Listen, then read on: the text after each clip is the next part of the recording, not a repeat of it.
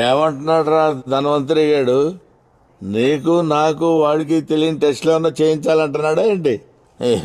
ఈ హాస్పిటల్ వాళ్ళంతా మన మీదనే బతికేస్తున్నారు రా. టెస్టులు ఏం అవసరం లేదన్నాడు.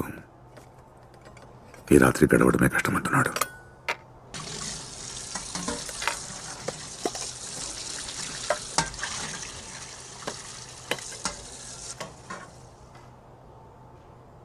దొంగ నా కొడక,